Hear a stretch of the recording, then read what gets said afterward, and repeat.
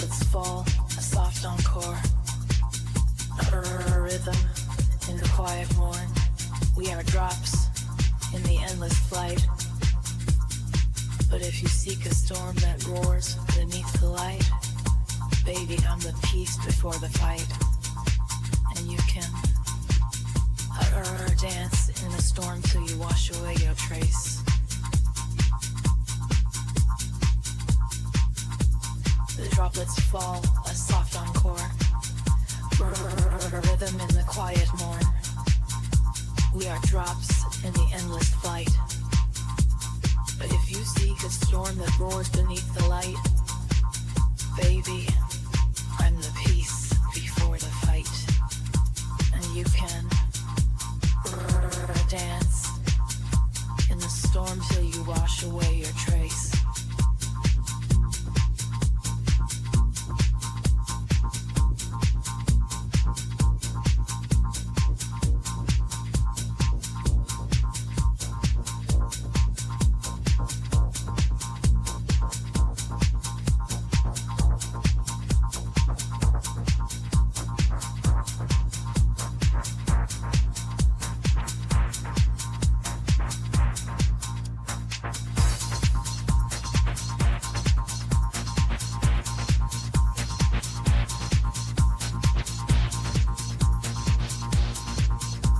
Droplets fall, a soft encore,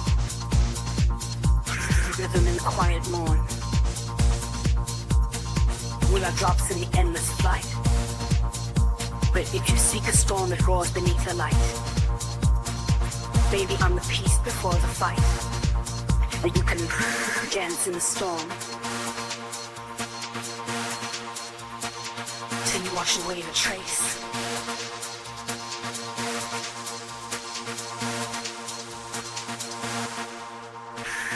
The drop is soft encore, rhythm in the quiet morn.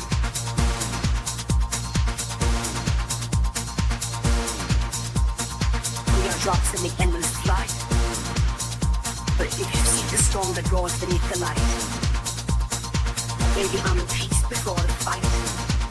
And you can dance in the storm till you wash away a trace.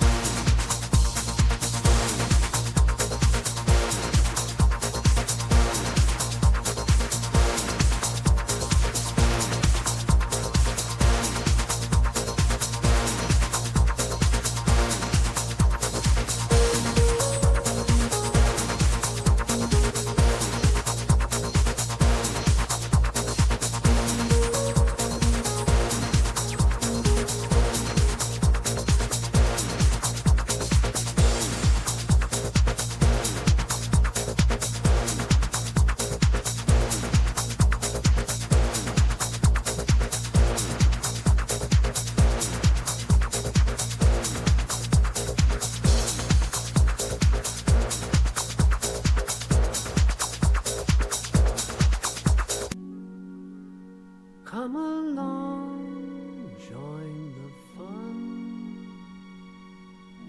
in a world where adventure is never done. Every corner we turn, a new friend in tow. It's time to start the magic on the Globus shore. It's time to learn and grow on the Globus show.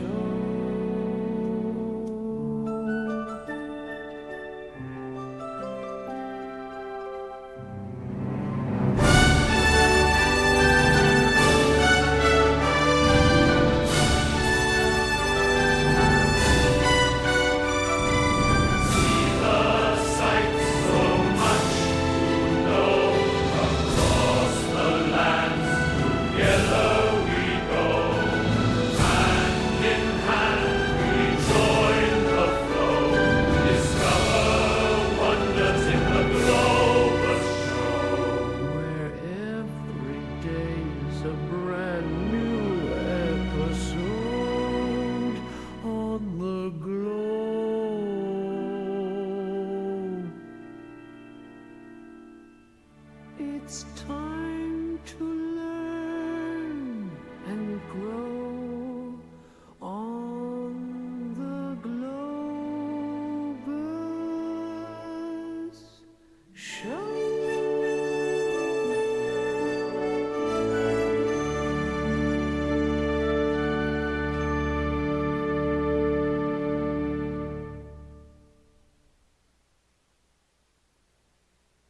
Good morning. Morning, good morning, good morning, good morning.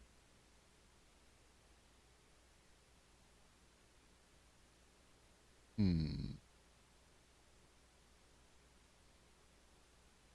I'm wondering what that is. There's some background noise coming through.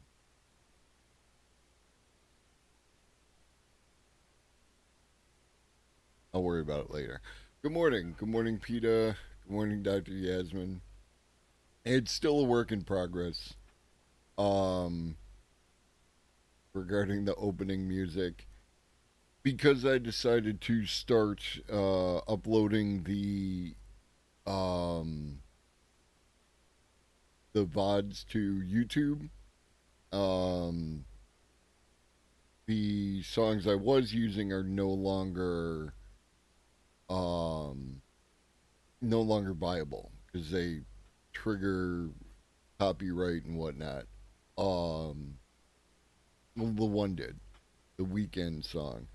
So I used Udio to make new songs, and DJ Skullshroom that you've seen here in chat had requested a um, a Globus show. You know, it's time to learn and grow with the Globus show. And if people make a request, I do my best to try and fulfill it. But yes, you're not wrong. It is a little jarring to go from one thing to another.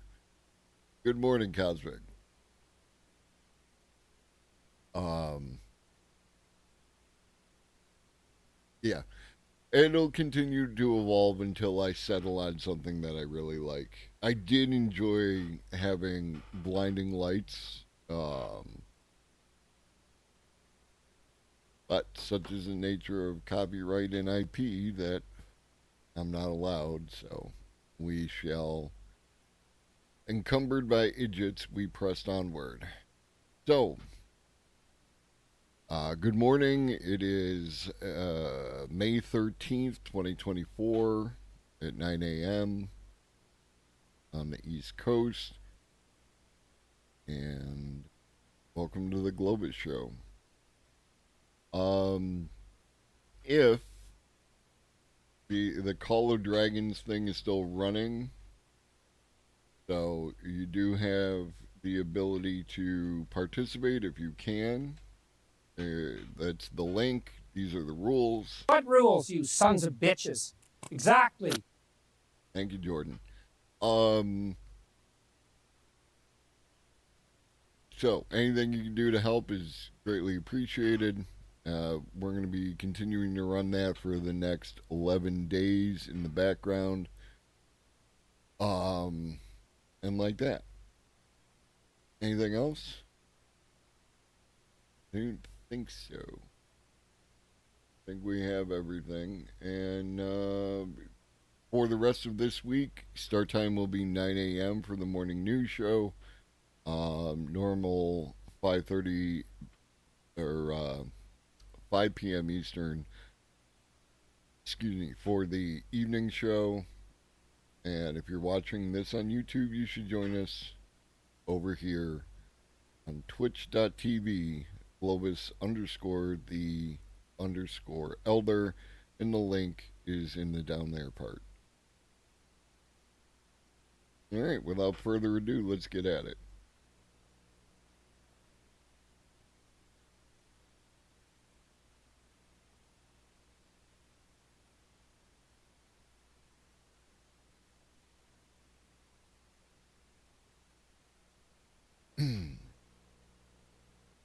So we discussed about how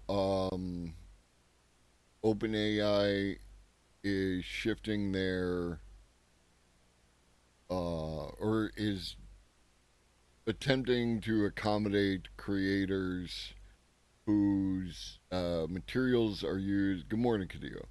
Whose materials are used to create their AIs, and um, And we have an article from Sharon Goldman. OpenAI is touting a new plan to protect creator works. Here's why it won't actually resolve AI's copyright crisis. Yesterday, OpenAI announced in a blog post it's developing a media manager that will allow artists, creators, and content owners to claim ownership of their works and specify whether or not they want them to be part of training OpenAI's models. Creatives will ultimately be able to opt out of having their written or visual work included in future AI training datasets when the tool is released by 2025. There was an immediate backlash on social media. One musician posted on X saying the opt out offer neglects to focus on OpenAI's past scrapings of copyrighted content, like a burglar telling the victims to send in a form requesting which items in their house they shouldn't steal after they've already been burgled. Another artist also pushed back against the idea of an opt-out option, saying that the answer is opt-in with coherent licensing agreements or simply stop propping up your theft as a business. A long-running debate of fair use on copyrighted data. Through this, OpenAI's new plan to protect creator data does nothing to resolve the long-running debate about whether tools like ChatGPT and DALL-E, which were trained on vast swaths of scraped web content, including copyrighted data, broke copyright laws. Most of the various copyright-related lawsuits against OpenAI that have piled up over the past 18 months are still ongoing, including the most recent from 8 major newspapers. 8 major newspapers, all owned by one conglomerate, right? This is this is the the subjective telling of the story in order to get across the point that you want to. Are they 8 major newspapers? Yes. Are they all owned by one company? Also, yes. Which accuses OpenAI and Microsoft of using their copyrighted data to train AI models without compensation. In fact, OpenAI makes its own defense case clear in the blog post's second paragraph. While we believe legal precedents and sound public policy make learning fair use, we also feel that it's important to contribute to the development of a broadly beneficial social contract for content in the AI age. The legal issue of fair use of data is at the core of today's AI copyright wars, a battle which some experts believe could ultimately end up before the Supreme Court. I find that likely. As long as the Supreme Court sees it in their infinite largesse to take on the case, which is ultimately their choice, um, I don't see any reason why it wouldn't end up. One side or the other is not going to be happy with any decision, so it's going to get to that point at some point. Today's U.S. copyright permits limited use of copyrighted materials without having to first acquire permission from the copyright holder. But fair use is no simple phrase. Deciding on it is based on a 4 factor test that judges consider when evaluating whether a work is transformative or simply a copy. The purpose and character of the work, the nature of the work, the amount taken from the original work, and the effect of the new work on a potential market. The 4th factor is particularly key for generative AI, since creators claim AI models can negatively impact the commercial value of the original work or impede opportunities for the copyright holder to exploit their work in the market. Good morning, Red Hobbit.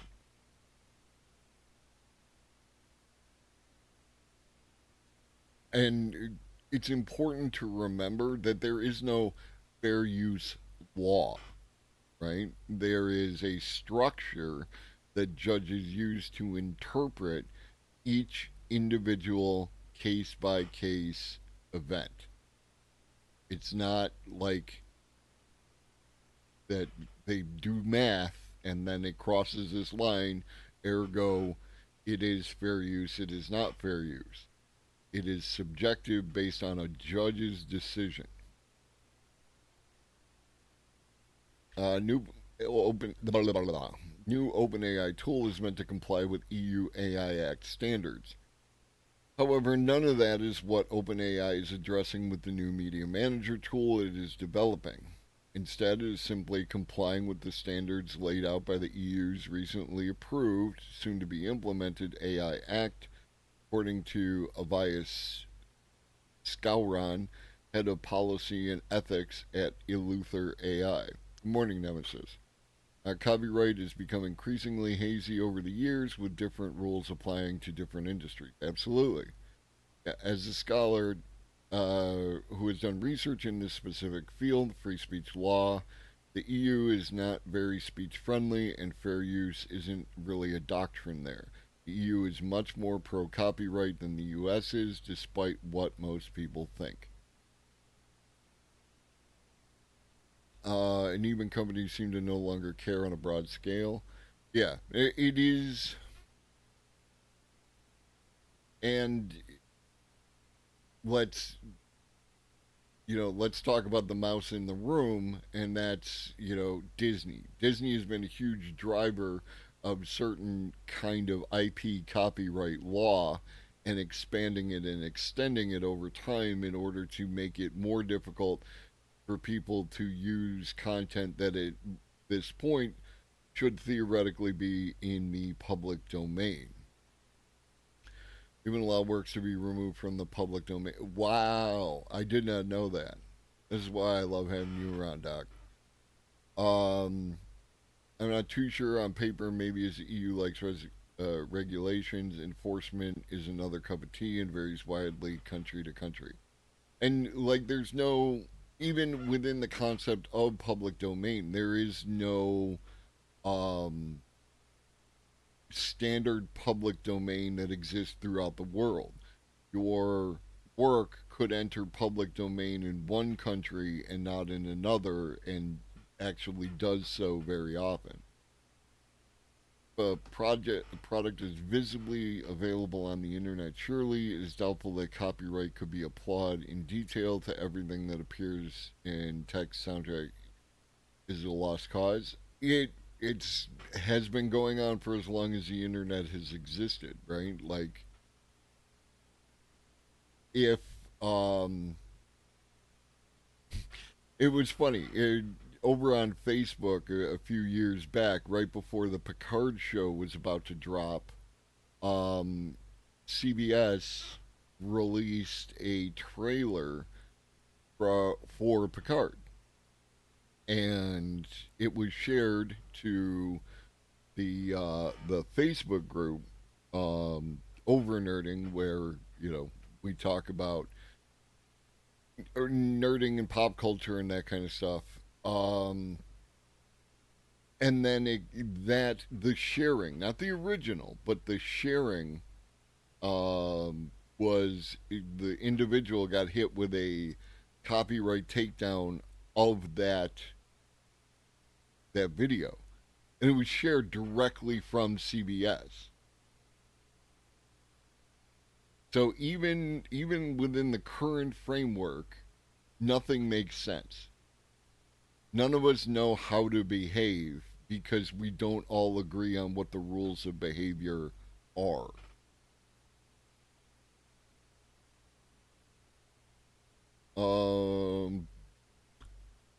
This is due to the EU AI Act and the text and data mining exception in existing EU copyright law. Skowron posted on X yesterday. They added that OpenAI's blog post announcements make sense in the current regulatory landscape. The EU does not have a unified fair use doctrine as the US does. They explained, which just complicates matter further by creating competing legal doctrines. Bottom line, legal battles over AI training data and copyright won't be slowing down anytime soon. There's no doubt that OpenAI is fully prepared to continue defending itself against those who claim fair use did not apply to its use of copyright works in training datasets. The media manager is not about past use of data, it's about the future, and that means complying with the EU AI Act.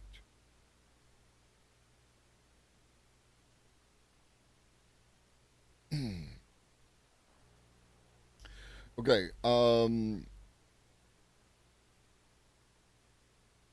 just the other day, um, last week, week before, Zuckerberg said that the GPU bottleneck for training models and inferring models is easing, and that the new bottleneck is going to be power. It's going to be electricity. So, in that context, Microsoft Inc.'s $10 billion green energy deal as power hungry AI forces its hand to meet emissions commitments.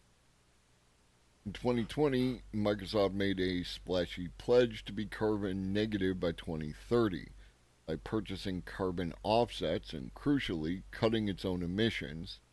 The tech giant committed to not just be a net positive for the climate, but to remove the environment from the environment all the carbon company has emitted either directly or by electrical consumption since it was founded in 1975. Then came AI. AI is already consuming monstrous amounts of electricity, changing the equation for tech firms balancing the twin priorities of managing carbon emissions while staying competitive in the AI race. The data centers that store information and host the large language models that AI is trained on are stocked with high powered computer chips that require lots of energy and lots of water to cool. Some analysts predict AI could consume as much water, excuse me, could consume as much as a quarter of all power in the U.S. by 2030. Microsoft disclosed last September that its water usage had spiked 34%. The power grid as it currently exists isn't capable of handling such a massive surge in demand, so tech companies are taking matters into their own hands. And the United States has suffered from an aging power grid for quite some time.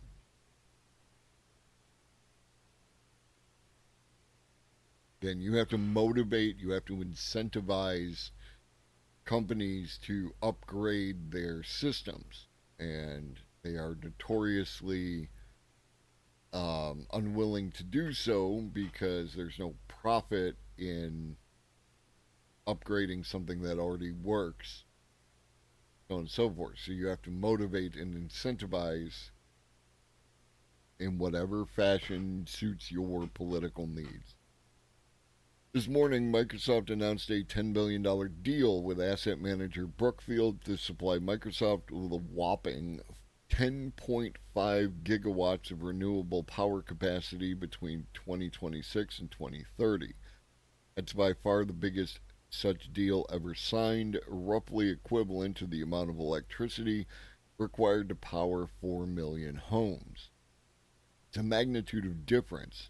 Xavier Smith, Director of Research, Energy, and Industrials at research firm AlphaSense, told Fortune. Energy firms used to be excited about a 4 megawatt deal. Then they turned into 600 megawatt deals. Then now we're in the gigawatts. It's growing at this exponential rate.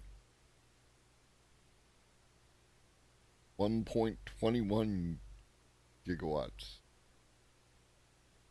Brookfield is a giant in the renewable energy space. It manages over 7,000 power generating facilities across 5 continents, from wind farms to solar to hydropower. But even Brookfield will likely need to build up more capacity to meet Microsoft's demands. That could come in the form of more solar projects, which would be a good fit given potential Sunbelt solar sites' proximity to growing data center hubs in Phoenix and Las Vegas. And nuclear has emerged as another possible option for the tech sector. Amazon bought a nuclear powered data center in Pennsylvania last month, and OpenAI's CEO Sam Altman has backed a startup that seeks to power data centers with small nuclear reactors. Nuclear is increasingly becoming an important part of this conversation. Back in the fall of last year, Microsoft had a job posting for a nuclear technology manager. They want somebody to be able to develop a strategy for implementing small modular reactors for them. So increasingly, nuclear is what people are thinking in terms of this space going forward. And I brought up the idea that due to the requirements of these companies, that um, they will have to do this, right? Generate their own power, right? And that people in the area are going to be able to gain some type of benefit from that, right? Because of any excess power produced. And of course, this was met with pushback. Um, but I want to respond to that is that your pushback that like somehow that they could just build electrical capacity for themselves, you don't understand how electricity works. If you have solar, right, then if I put solar panels on the house, then I have to have a way to take the excess power generated from my solar and put it back into the grid, or I need a way to store it. And then that storage needs to be able to expand, otherwise, I will eventually, like, reach the capacity for my storage, and then I have to reintroduce that electricity back into the grid. Um, it's just easy to do. So my expectation is that you will have some relationship between the companies that are installing power on these data centers to connect that to the grid in order for that excess power, and then it would save them some kind of money on their electrical bill or some nonsense like that, in the same way that it does for individuals, just on a grander scale.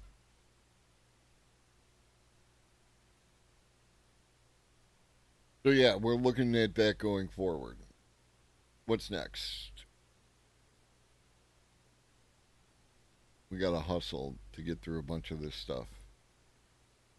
Microsoft is investing billions into another major U.S. AI data center, and its location is a slap in the face to Apple. Microsoft to build on former Foxconn site. So, Wisconsin inked a deal with Foxconn to build an LCD manufacturing plant, and then it never happened. Basically, the only thing that was built there was this giant glass sphere, which is cool, right? Who doesn't love a giant glass sphere? But they did not. Oh, you know what? I forgot to do do do do do do do do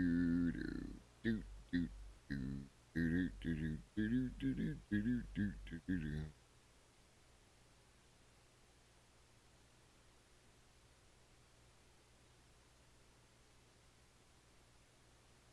There we go. That's better. Um, but the rest of the plant didn't come through. So everything that they wanted, Foxconn to bring to Wisconsin, didn't happen. It looks like Microsoft has announced plans to invest $3.3 billion into constructing new data center campus in the area, which will be used to fuel the ever increasing and insatiable needs of cloud computing and artificial intelligence. In a separate White House, yeah. Um, the development will create 2,300 union construction jobs and a further 2,000 permanent jobs, marking the center's vast impact on the local economy. The multi billion dollar investment will also equip more than 100,000 of Wisconsin's residents with essential AI skills. Nice. Like, this is what we're talking about, right? Investment in infrastructure, and that infrastructure is not just stuff, it's also people. Because you need trained people to do the work.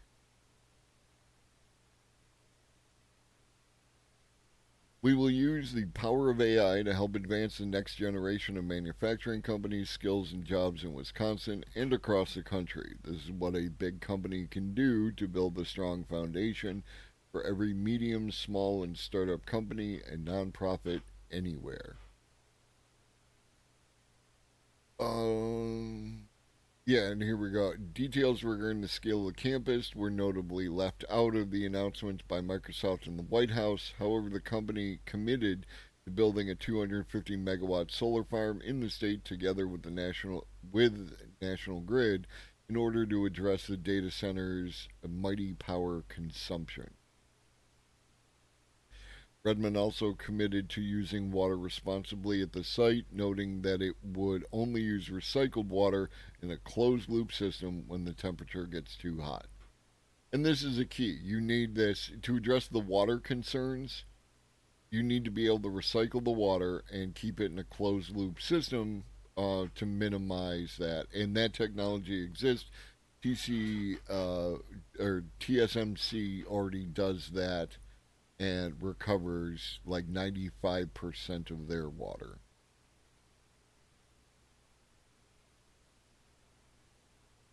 Uh, Huawei's new phone uses more China made parts and memory chip. Huawei's latest high end phone features more Chinese suppliers, including a new flash memory storage chip and an improved chip processor.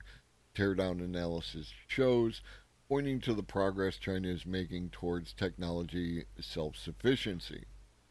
Online tech repair company iFixit and consultancy TechSearch International examined the inside of Huawei's Pura 70 Pro for Reuters, finding a NAND memory chip they said was likely packaged by the Chinese telecoms equipment maker in-house chip unit, HiSilicon, and several other components made by Chinese suppliers. I tend to agree, Dr. Yasmin, and it's also an example of how the actions currently taken by the United States in order to restrict the growth of China's ability to create their own chips is doomed to failure. At best, it can hope to slow things down. Over time, they're just going to be able to catch up. So, I would propose an alternative solution. This, you know, heavy-handed rah rah is not the way forward. Though there are meetings happening between the United States and China over AI, so hopefully that's a good sign of things to come. Huawei's resurgence in the high-end smartphone market after 4 years of U.S. sanctions is being widely watched by both rivals and U.S. politicians. Has become a symbol of growing U.S.-China trade frictions and China's bid for technology self-sufficiency. The firm also found that the Pura 70 phones run on an advanced processing chipset made by Huawei called Kirin 9010 that is likely only a slightly improved version of the Chinese made advanced chip used in the Mate 60 series. Could be Mate, I'm going with Mate until I hear otherwise. While we cannot provide an exact percentage, we'd say the domestic component usage is high and definitely higher than in the Mate 60. This is about self sufficiency, all of this. Everything you see when you open up a smartphone and see whatever are made by Chinese manufacturers, this is all about self sufficiency. Yeah.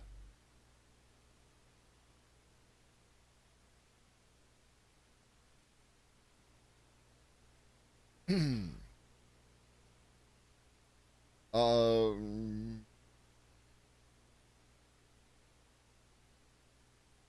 so, is it possible to make an artificial brain with AI?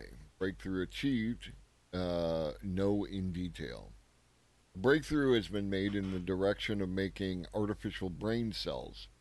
A team.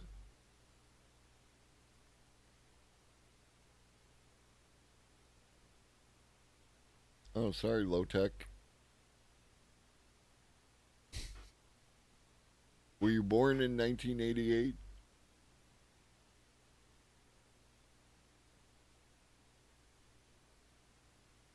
Anyways, a breakthrough has been made in the direction of making artificial brain cells. A team comprising scientists from Utrecht University in the Netherlands and Songang University in South Korea has developed artificial neurological junctions called synapses using a mixture of water and salt.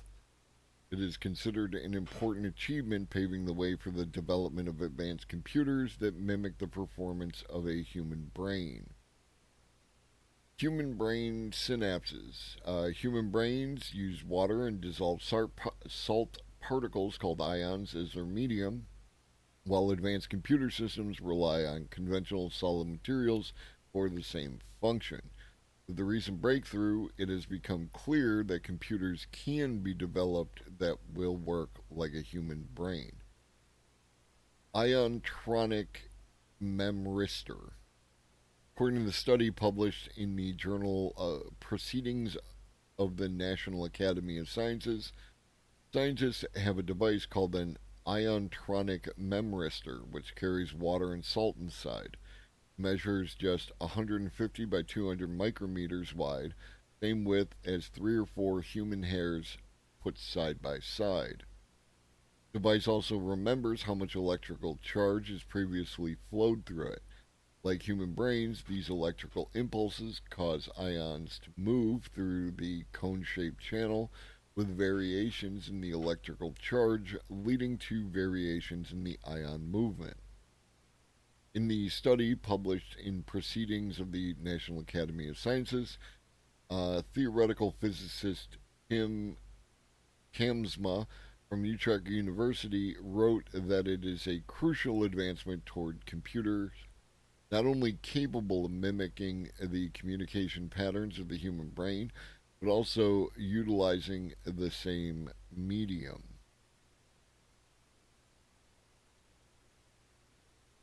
Good stuff. Wait to see it.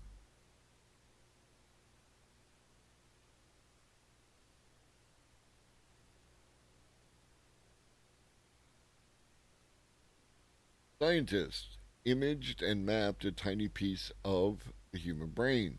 Here's what they found. With the help of an artificial intelligence algorithm, the researchers produced 1.4 million gigabytes of data from a cubic millimeter of brain tissue. So this is a map, right? 57,000 cells, 150 million connections between neurons. But I ask you, if this was 4 feet by 4 feet on canvas, couldn't you imagine this hanging on your wall? Or someone's wall, if not your aesthetic?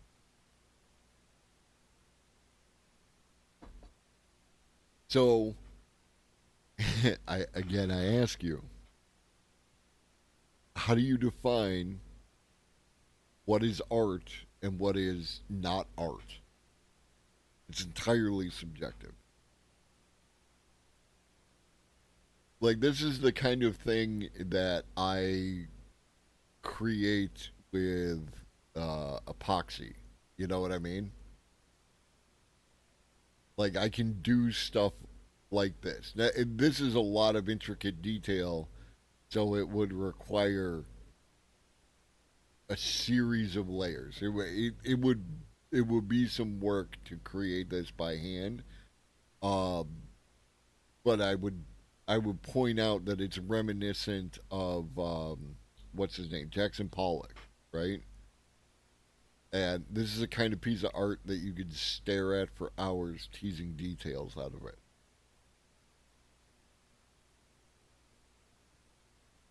In Zoe, researchers have made a digital map showing a tiny chunk of a human brain in unprecedented detail. Based on a brain tissue sample that had been surgically removed from a person, the map represents a cubic millimeter of brain, an area about half the size of a grain of rice. But even that tiny segment is overflowing with 1.4 million gigabytes of information containing about 57,000 cells, 230 millimeters of blood vessel, and 150 million synapses, the connections between neurons. The researchers published their findings in the journal Science on Friday. They have made the data set freely available online and provided tools for analyzing and proofreading it.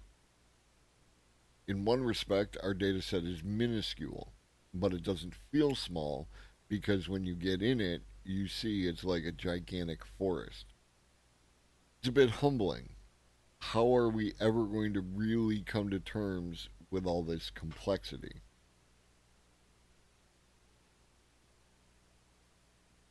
The first such map of a brain was made in 1986 when researchers cataloged the 302 neurons of a roundworm. In 2020, the Google team mapped 25,000 neurons in part of a fruit fly brain.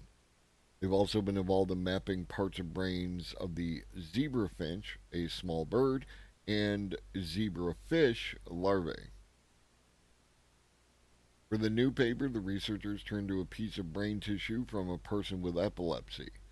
To access a lesion in the patient's hippocampus, a surgeon had to remove the tissue from their left anterior temporal lobe, a part of the brain thought to play a role in our memory of objects, people, words, and facts.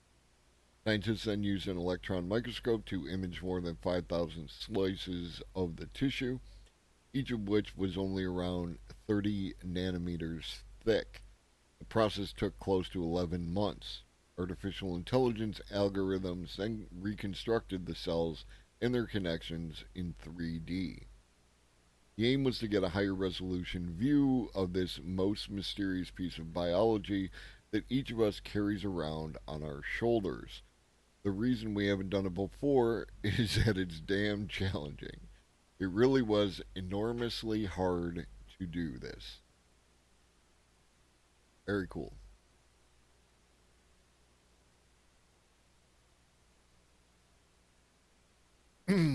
Solar panel world record broken in huge boost for renewables. Scientists have broken the world record for solar panel efficiency less than 6 months after setting the previous record. The research team from Chinese firm Longyi Green Energy Technology, which is the world's largest solar panel supplier, achieved an efficiency level of 27.3%, breaking the previous record of 27.1% set in November. Very cool, and we should be installing solar panels on every roof that is available to us. You're doing the thing. One moment. One moment. One moment.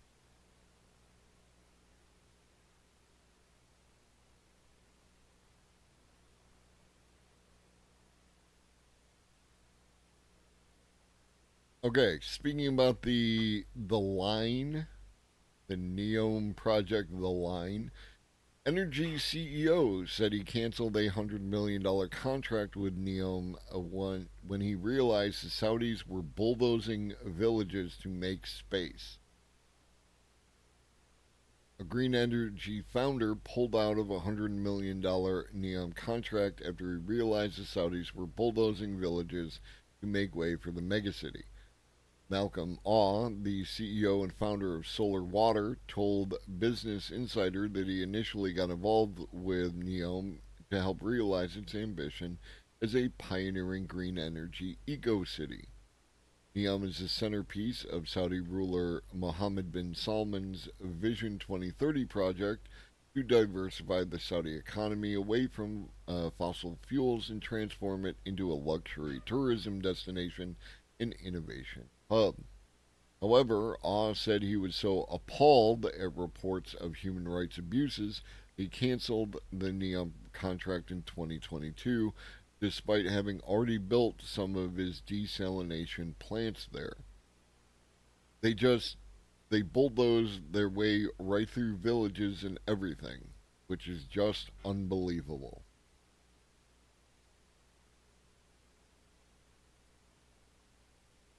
So yeah,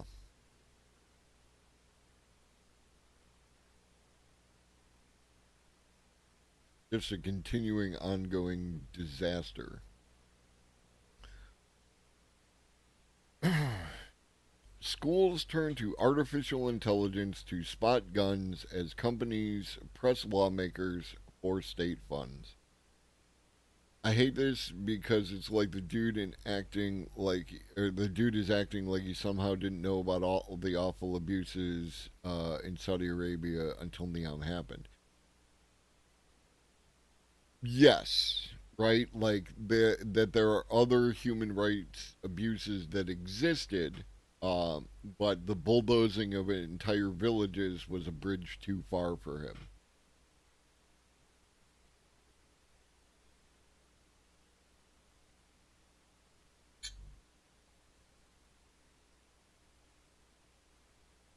I mean, maybe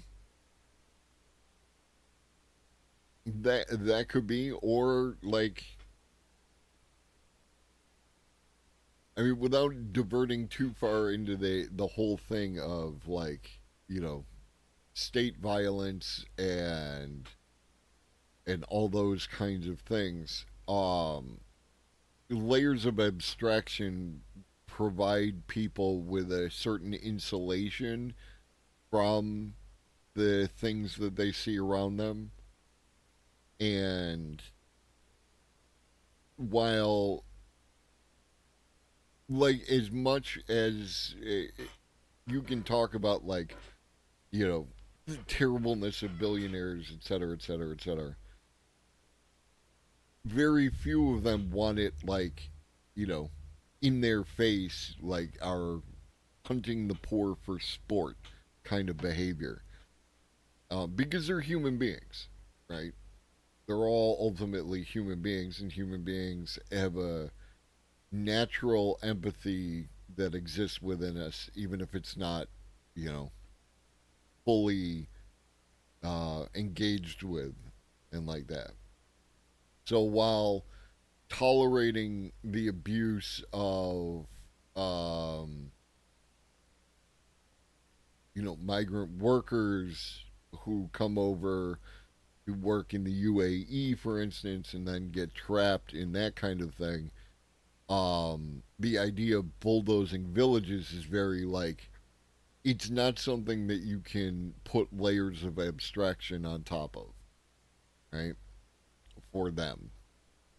So it doesn't necessarily have to be a PR backlash. It could be as simple as he stated that when he found out that they were bulldozing villages, that was more than, his layers of abstraction could cope with, and therefore, he had to make a choice, you know. Do you want to be associated with that kind of behavior? You know what I mean? Like, I tend to look for the simplest solutions and then build up from there rather than, you know, the worst case solutions and kind of simmer it down. But you could be right, Doc. Like, I'm not saying that you're wrong. I'm just providing an alternate solution. Okay. Schools across the U.S. are increasingly turning to artificial intelligence and video cameras to spot guns. Kansas could soon. Oh, Kansas. Kansas could soon offer up 5 million in grants for schools to outfit surveillance cameras with artificial intelligence systems that can spot people carrying guns. But the governor needs to approve the expenditures, and the schools must meet some very specific criteria. Just amazing to me that someone would knowingly see Saudi Arabia as a human rights compatible place of business. I understand.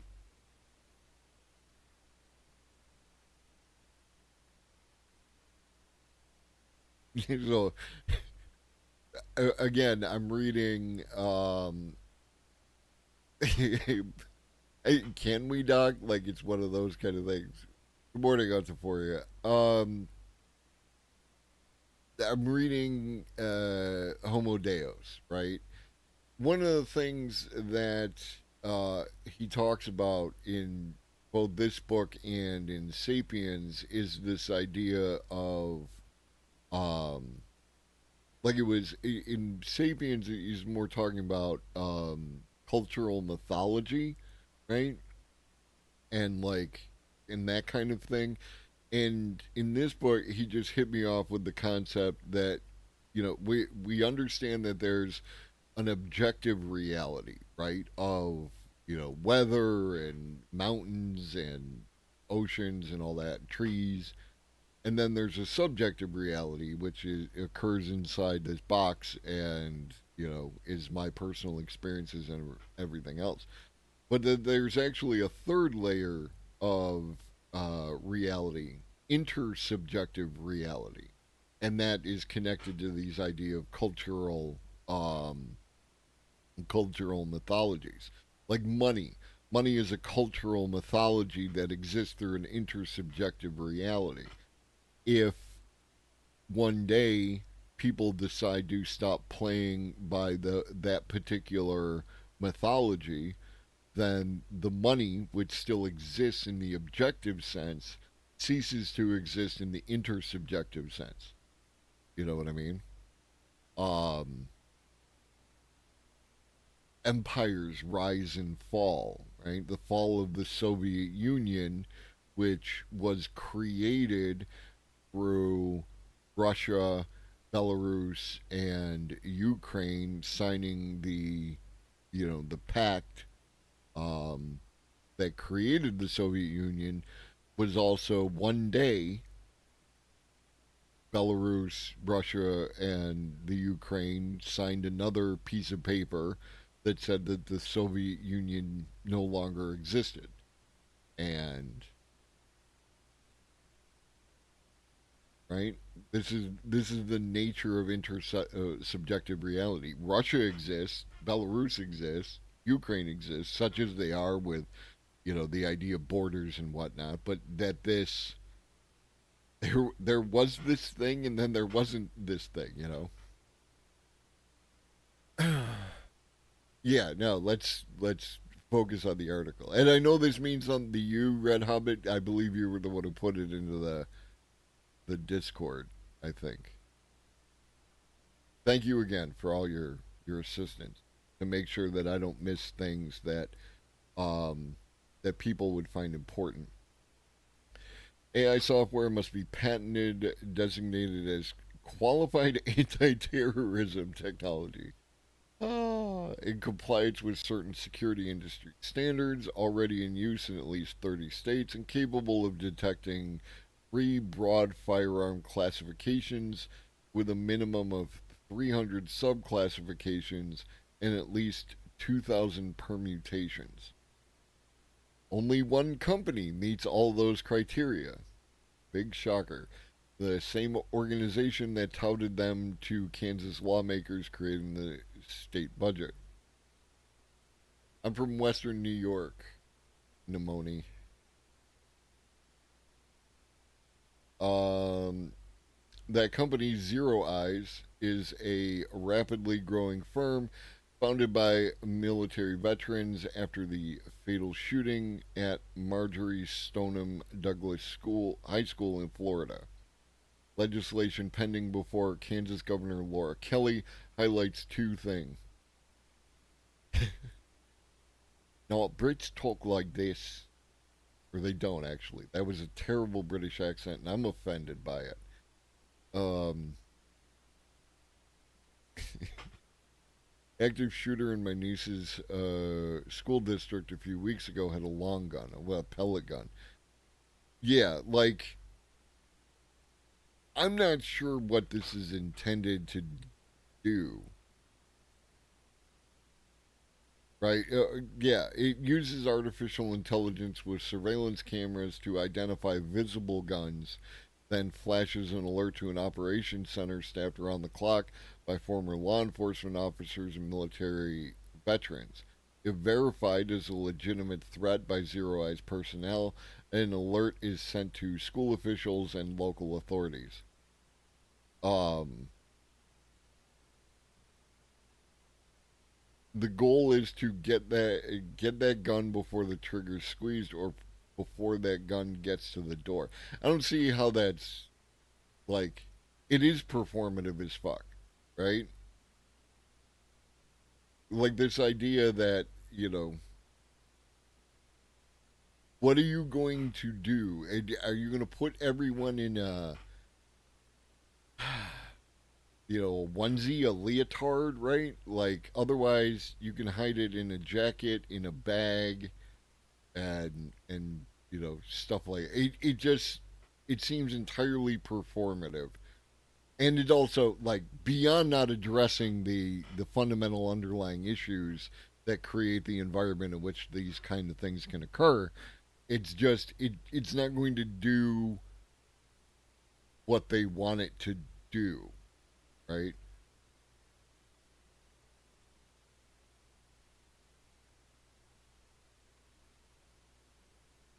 And beyond another way to spy on kids, it creates an environment where the kids are like knowing that they're being observed, right? The panopticon concept. You know, and I say all this as someone who has kids, so like I appreciate the um I appreciate where parents are coming from. They want a solution, right? And that's the thing, Red Hobbit. Do you want them? Do we want to live into a world where, like, the state monitors 4chan activity and Reddit for threats? Like, what environment does that create? And like all these top down observational mechanics, I think are like just a band aid method in order to. We're not going to get to this paper.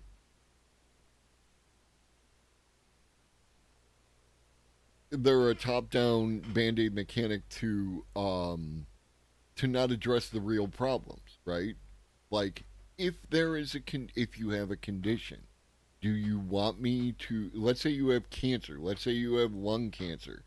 Do you want me to address your symptoms by, giving you an oxygen tank and some painkillers and all these kind of things, or do we address the underlying conditions of your cancer to attempt to cure you of the cancer so you no longer suffer from it? This is ultimately where I come down, and I am always for that. It is easier and more long lasting to address underlying conditions in any scenario than it is to address only the symptoms of any particular thing.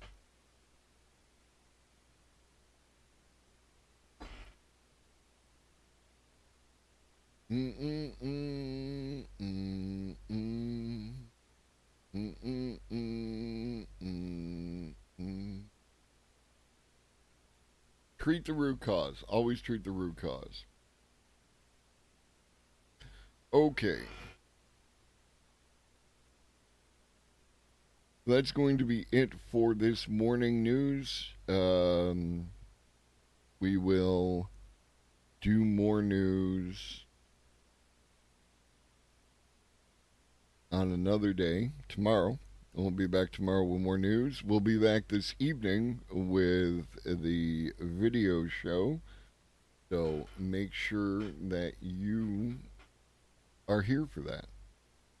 Twitch.tv Globus underscore the underscore elder.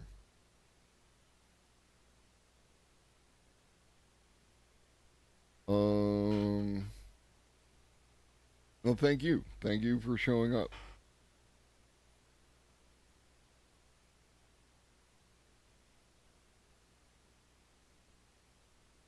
We're going to raid over to Zach. Doing Zach stuff over there. So yeah. In the meantime, drink your water, eat some food, take your meds if you forgot, and always remember that Shoggy loves you, and so do I. Be great. Thanks, Doc.